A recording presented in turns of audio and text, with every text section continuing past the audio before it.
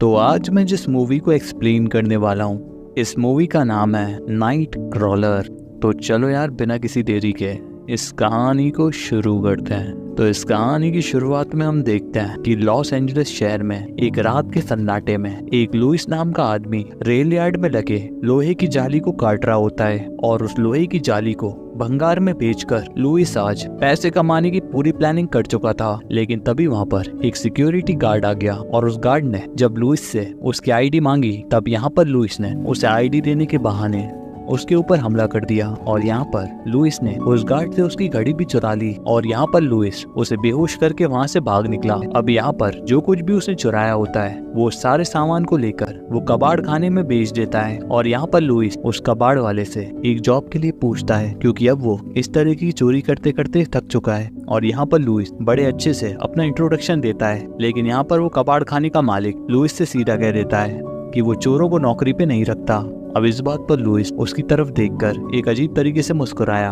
अब यहाँ पर लुइस घर जाते वक्त यही सोच रहा होता है कि वो कब तक ऐसे ही चोरी चकारी करता रहेगा। अगर उसके पास एक ढंग की नौकरी होती तो आज वो इस तरीके से चोरी चकारी करके अपना गुजारा नहीं कर रहा होता। और यार यहाँ पर ये समय 2009 का चल रहा होता है, जब यूएसए में भारी तंगी चल रही होती है, जिस वजह से लोगों को नौकरियां भी नहीं मिल रही होती और सभी के धंधे काफी डाउन होते हैं। अब यहाँ पर लुइस गाड़ी से वापस घर जा रहा होता है कि तभी उसकी नजर कुछ पुलिस वालों की वैन पर गई, जो कि हाईवे पे हुए एक कार एक्सीडेंट का इन्वेस्टिगेशन कर रहे थे। अब उसी वक्त एक जोए नाम का रिपोर्टर अपने असिस्टेंट के साथ वहां पर आदम का और उस कार एक्सीडेंट की वीडियो बनाने लगा। अब यहाँ पर लुइस ने जब जोए से पूछा कि वो कौन से न्यूज चैनल के लिए काम करता है, तब फिर जोए ने उसे बताया कि वो असल में एक फ्रीलांसर है और वो किसी भी चैनल के लिए काम नहीं करता। वो तो बस अपनी वीडियो फुटेज शेयर करता है उस चैनल को जो कि उसे सबसे ज्यादा पैसे दे सके। अब यहाँ पर लुइस को लगा कि वो भी ये काम कर सकता है और उसने अगले ही दिन किसी बंदे की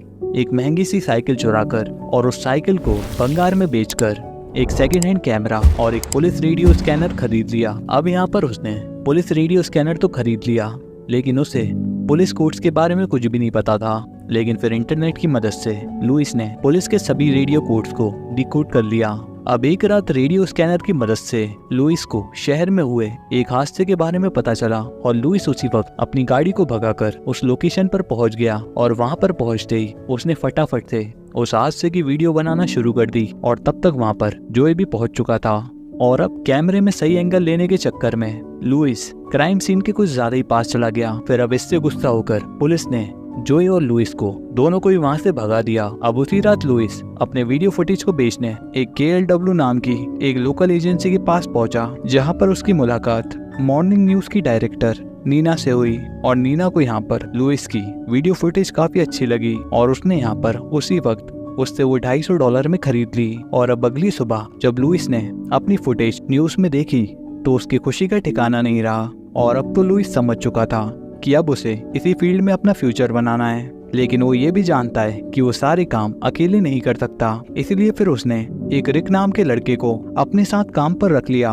और अब रिक और लुइस दोनों ही दिन भर पुलिस के कोड्स को सुनने में लगे रहते हैं और रिक का काम सिर्फ उन सिग्नल्स को सुनकर उनकी लोकेशन का पता करना होता है, ताकि फिर लुइस उन क्राइम लोकेशंस पर पहुंचकर उन हादसों की वीडियो बना सके। अब उसी रात लुइस को शहर में हुए एक कार एक्सीडेंट के बारे में पता चला और जैसे ही उन्हें खबर मिली, लुइस और रिक जल्दी से कार में बैठकर उस लोकेशन की तरफ निकल पड़े। और रिक यहाँ पर लगातार गूगल मैप की मदद से लुइस को रास्ता बता रहा था, लेकिन हालांकि एक जगह कंफ्यूज होने की वजह से हादसे की जगह पर रिक और लुइस को 5 मिनट लेट हो गया। और तब तक वहाँ पर जोए ने पहले ही आकर वहाँ पर फुटेज बना ली थी। उस हादसे में घायल आदमी को भी एम्बुलेंस में चढ़ा दिया गया था, मतलब कि लुइस के हाथ में कुछ भी नहीं लग पाया। और हालांकि आज रिक का पहला दिन था, इसलिए लुइस ने उसे माफ कर दिया। जिसके बाद फिर वो अगली क्राइम लोकेशन की तरफ निकल गए और क्राइम लोकेशन पे पहुंचते ही लुइस ने वहां पर एक पड़ोसी से क्राइम के बारे में पूछने की कोशिश की, लेकिन उसे कुछ खास पता नहीं चल पाया। और तब यहाँ पर घर के ओनर्स भी बाहर पुलिस वालों से बात करने में लगे हुए थे। तब यहाँ पर लुइस मौका देखकर घर के अंदर घुस गया और वहाँ पर उसे घर के अंदर हुई गोलीबारी के बारे में पता चला। और यहाँ पर लुइस ने पूरे घर के अंदर की फुटेज भी ले ली और उस फुटेज को देखकर नीना भी काफी खुश हुई और लुइस को इस फुटेज के लिए अच्छे खासे पैसे भी मिले। और यहाँ पर लुइस समझ चुका था कि लोग न्यूज में सिर्फ खबरें नहीं सुनते, बल्कि उन्हें न्यूज़ में कुछ मसाला भी चाहिए होता है।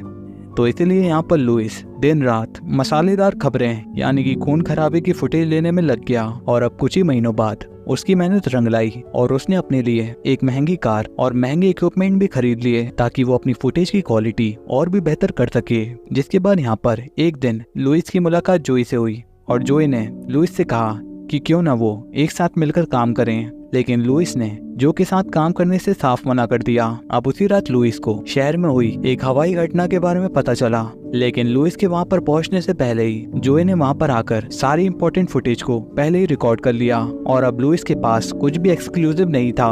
और इसी वजह से आज यहाँ पर लुइस को नीना से भी बहुत कुछ सुनना पड़ा। अब इन सब से लुइस के अंदर जोए के लिए नफरत की आग भड़कने लगी। अब हम देखते हैं कि एक हफ्ते बाद अगले सीन में लुइस को यहाँ पर एक वैन एक्सीडेंट के बारे में पता चला और लुइस और रिक जब वहाँ पर पहुंचे तब उन्होंने देखा कि वहाँ पर तो जोई की वैन का एक्सीडेंट हो गया था और उस एक्सीडेंट में जोई का असिस्टेंट मारा गया और जोई भी यहाँ पर काफी बुरी तरीके से घायल हो चुका था। तब यहाँ पर रिक ने लुइस से कहा कि उन्हें जोई की वीडियो नहीं बनाना चाहिए क्योंकि जोई भी तो उन्हीं की तरह एक रिपोर्टर है। लेकिन तब यहाँ पर लुइस ने रिक को समझाया कि हमें अपने बिजनेस से हमारे इमोशंस को हमेशा दूर रखना चाहिए और उसने कहा कि हमें इसी तरीके की फुटेज लेने के लिए पैसे मिलते हैं और इसीलिए हमें यहाँ पर दिल से नहीं दिमाग से काम करना चाहिए। और यहाँ पर हम देखते हैं कि दरअसल आज लुइस ही होता है जिसने यहाँ पर जोई की वैन से छेड़छाड़ की होती है ताकि वो जोई को हमेशा के लिए रास्ते से हटा सके। अब इसके बाद यहाँ पर लुइस को पुलिस रेडियो पर एक दूसरे हादसे के बारे में पता चला, तो तब यहाँ पर वो तुरंत ही अपनी कार भगाते हुए पुलिस से भी पहले उस बंगले पर पहुंच गया जहां से किसी ने पुलिस को उस बंगले के बारे में पहले खबर दी थी। तब यहाँ पर लुइस ने देखा कि दो लोग हाथ में बंदूक लेकर उस बंगले से बाहर निकल रहे थे। तब यहाँ पर लुइस उन लोगों को देखकर जल्दी से झाड़ियों में छुप गया और वहीं से उनकी वीडियो बनाने लगा। और लुइस ने यहाँ पर उन हमलावरों के चेहरे और उनकी गाड़ी का नंबर भी रिकॉर्ड कर लिया। और यहाँ पर उनके जाते ही लुइस उस बंगले के अंदर गया और अंदर उसे 3 लाशें मिली। और यहाँ पर लुइस ने बिना कुछ सोचे समझे उन लाशों की रिकॉर्डिंग भी चालू कर दी और पुलिस के आने से पहले ही वो उसकी पूरी फुटेज बनाकर वहाँ से निकल गया। लेकिन अब लुइस को पता था कि उसकी फुटेज की असली कीमत क्या होने वाली है। और यहाँ पर न्यूज एजेंसी पहुँचते ही उसने सबसे पहले वो फुटेज नीना को दिखाई और उस फुटेज को देखते ही नीना समझ गई कि अब उसके चैनल की टीआरपी कितनी ज्यादा बढ़ने वाली है। इसलिए यहाँ पर उसने लुइस से वो फुटेज $3000 में खरीदने को गई। लेकिन यहाँ पर लू ने $15,000 से 1 सेंट भी नीचे लेने से मना कर दिया। और यहाँ पर लुइस ने नीना से साफ कह दिया कि अगर उसे फुटेज खरीदना है तो ठीक है, नहीं तो मैं किसी और न्यूज एजेंसी को ये फुटेज बेच दूंगा। अब यहाँ पर नीना $15,000 देने के लिए मान जाती है, लेकिन फिर लुइस अपनी और शर्तें भी बताता है और वो कहता है कि मुझे पता है कि तुम्हें इन फुटेजेस की कितनी ज्यादा जरूरत है और मुझे पता है कि मेरी फुटेजेस की वजह से तुम्हारे इस चैनल की टीआरपी बढ़ी है, तो आगे से कभी भी मुझसे बार्गेनिंग मत करना। और हाँ, अब से तुम्हें मेरी फुटेजेस के लिए मुझे न्यूज में क्रेडिट भी देना होगा ताकि मार्केट में मेरा भी कुछ नाम बने। अब नीना को यहाँ पर लुइस की सच में जरूरत थी, इसलिए उसने लुइस की सारी शर्तें मान ली। और फिर अगली सुबह टेलीविजन पर न्यूज के ब्रॉडकास्ट होते ही 2 डिटेक्टिव लुइस से मिलने उसके घर आए। अब डिटेक्टिव लुइस से ये जानना चाहते थे कि आखिर लुइस को पिछली रात उस बंगले में हुई गोलीबारी के बारे में पुलिस से पहले पता कैसे चला, और तो और वो पुलिस से पहले वहां पर कैसे पहुंचा। और दरअसल लुइस हादसे के बारे में पता करने के लिए जिस पुलिस रेडियो स्कैनर का इस्तेमाल किया करता था, उसे इस्तेमाल करना एक गैर कानूनी अपराध होता है। तो तब यहाँ पर लुइस ने कहा कि असल में मैं कल अपने असिस्टेंट रिक के साथ उसी बंगले के पास से गुजर रहा था और तभी मुझे गोली चलने की आवाज सुनाई दी। और हालांकि इससे पहले कि मैं अपराधियों को देख पाता, वो दोनों ही अपनी गाड़ी में सवार होकर वहां से जा चुके थे। और दरअसल यहाँ पर लुइस ने बंगले वाली फुटेज को नीना को बेचने से पहले ही उसमें से अपराधियों के चेहरे और गाड़ी के नंबर वाले सेगमेंट को ट्रिम कर दिया था ताकि बाद में वो उन फुटेजेस को बेचकर और भी ज्यादा पैसे कमा सके। और लुइस ये पहले से ही जानता था कि उस फुटेज के न्यूज में ब्रॉडकास्ट होते ही डिटेक्टिव उससे सवाल पूछने जरूर आएंगे, इसलिए उसने पहले ही उस फुटेज की एडिट की हुई कॉपी बनाकर अपने पास रख ली थी। और तब यहाँ पर वो डिटेक्टिव उस डिलीट की हुई फुटेज की कॉपी लेकर वहां से चले तो गए, पर उन्हें फिर भी लू के ऊपर शक हो गया था। और फिर उसी रात लुइस ने आरटीओ के डाटाबेस में से उन अपराधियों का पता लगा लिया और फिर वो रिक को अपने साथ लेकर वहां पर पहुंच गया। और यहाँ पर लुइस ने रिक को उस एडिट की हुई फुटेज के बारे में सब कुछ बता दिया और उसने बताया कि आज हम उन अपराधियों का पीछा करेंगे और पुलिस जब उन लोगों को पकड़ेगी तो हम उनकी वीडियो बनाएंगे। और सोचो, पुलिस और अपराधियों के बीच मारधाड़ वाली वीडियो कितनी ज्यादा वायरल होगी। और उसने कहा कि मैं नीना से इस वीडियो के लिए $50,000 से 1 सेंट भी कम नहीं लूंगा। तब इस पर रिक ने कहा कि मैं तुम्हारे साथ पिछले 6 महीनों से ऐसी तैसी करा रहा हूँ और तुम मुझे सिर्फ दिन के $30 ही देते हो, तो अब तुम्हें मेरी सैलरी बढ़ानी पड़ेगी वरना मैं ये काम छोड़कर जा रहा हूँ। जिस पर लुइस ने उससे कहा कि ठीक है, तो तुम ही बताओ तुम्हें कितनी सैलरी चाहिए। तब रिक ने कहा कि कम से कम $75 और साथ ही में इस फुटेज से जो $50,000 तुम्हें मिलने वाले हैं उसमें से भी मुझे हिस्सा चाहिए, लगभग $25,000 मुझे चाहिए। जिस पर लुइस ने कहा तो ठीक है, आज से मैं तुम्हें रोज के $75 दिया करूंगा, लेकिन बोनस नहीं, क्योंकि बोनस तो साल के आखिरी में दिया जाता है और तुम्हें तो सिर्फ अभी 6 महीने ही हुए हैं। लेकिन रिक तो अपनी ही जिद पर अड़ा रहा। तो अब यहाँ पर लुइस को आज तो रिक की काफी जरूरत थी, इसलिए वो रिक को बोनस देने के लिए भी मान गया। और फिर यहाँ पर लुइस और रिक दोनों ही उस लोकेशन पर पहुंच गए और वहाँ पर वो देखते हैं कि दोनों ही अपराधी घूमते फिरते एक चाइनीज रेस्टोरेंट में खाना खाने के लिए अंदर घुसे और वहाँ बैठकर वो खाना खाने लगे। और तब वहाँ पर लुइस ने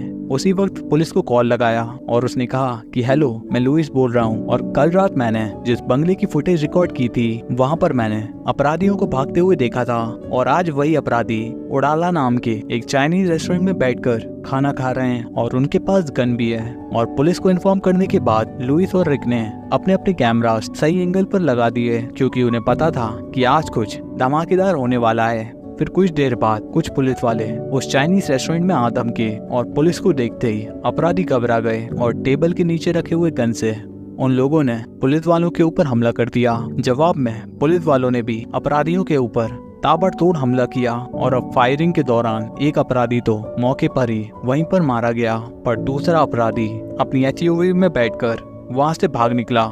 अब पुलिस भी लगातार उस अपराधी का पीछा कर रही थी, तो वहीं दूसरी तरफ लू भी अपनी गाड़ी को लेकर पुलिस के पीछे ही भगा रहा होता है। और रिक ने भी यहाँ पर उस सारी सिचुएशन को अपने कैमरे के अंदर रिकॉर्ड करना चालू रखा। और अब कुछ देर तक भागने के बाद अपराधी की गाड़ी पुलिस की गाड़ी से टकरा गई, जिससे वहाँ पर एक बड़ा हादसा हो गया। और तब तक यहाँ पर पुलिस की बैकअप भी पीछे से आ रही होती है। अब इतने समय में लुइस ने रिक से आगे जाकर वीडियो बनाने के लिए कहा और तब यहाँ पर रिक जैसे ही अपराधी की गाड़ी के सामने गया, तब वैसे ही एसयूवी में घायल पड़े उस क्रिमिनल ने रिक को गोली मार दी। और उसी वक्त यहाँ पर पुलिस की बैकअप टीम भी वहाँ पर आ गई और पुलिस ने वहाँ पर उस अपराधी को गोलियों से भून कर रख दिया। अब यहाँ पर मरते हुए रिक ने लुइस से कहा कि तुम्हें पहले से ही पता था कि अपराधी अभी भी जिंदा है, लेकिन फिर भी तुमने जानबूझकर उसके पास उसकी वीडियो बनाने के लिए भेजा। आखिर तुमने ऐसा क्यों किया? इस पर यहाँ पर लुइस ने कहा कि हाँ, मुझे पता था कि अपराधी जिंदा है, लेकिन फिर भी मैंने तुम्हें उसके पास भेजा क्योंकि अब तुम्हारा मरना जरूरी हो गया था, क्योंकि तुमने जिस तरीके से बोनस के लिए मुझसे बदतमीजी की, उसी से मैं समझ गया था कि अब से मुझे तुम्हारी कोई जरूरत नहीं है। और आज तुम काम छोड़ने के बहाने जबरदस्ती मुझसे बोनस ले रहे थे, तो कल को तुम मुझसे कहते कि मुझे दिन के $10,000 चाहिए और सॉरी दोस्त, मुझे माफ कर देना, लेकिन मैं किसी के भी सामने दबकर नहीं रह सकता। और अब यहाँ पर लुइस को उस फुटेज के बदले नीना से $1 लाख मिले। और हालांकि डिटेक्टिव ने लुइस को एक बार फिर से पूछताछ के लिए ऑफिस बुलाया और यहाँ पर डिटेक्टिव को लग रहा था कि लुइस को पहले से ही उन अपराधियों के बारे में पता था और सिर्फ उसने अपराधियों के बारे में इसलिए पुलिस को नहीं बताया ताकि उन्हें पकड़वाने के बहाने वो और भी वीडियोस बना सके। लेकिन अगर ऐसा सब कुछ होता तो डिटेक्टिव को पहले ही सबूत मिल जाते, और अगर ऐसा सब कुछ होता तो लू के ऊपर मर्डर के चार्जेस भी लग जाते, क्योंकि अगर लू पहले ही अपराधियों के बारे में बता देता तो आज यहाँ पर रिक और कई पुलिस वालों की जान बच जाती। लेकिन अब कोई सबूत न होने की वजह से डिटेक्टिव लुइस को छोड़ देते हैं। और अब यहाँ पर हम देखते हैं कि लुइस ने अपने अंडर कई सारे एम्प्लॉयज रख लिए होते हैं ताकि वो अपने बिजनेस को और भी ज्यादा ग्रो कर सके। और यार, लुइस के इस काले सच के साथ ये कहानी यहीं पर खत्म हो गई। तो कैसी लगी ये कहानी कमेंट में जरूर बताना। मैं मिलता हूँ आपसे एक और नई वीडियो के साथ, तब तक के लिए good bye bye bye, tata, sayonara.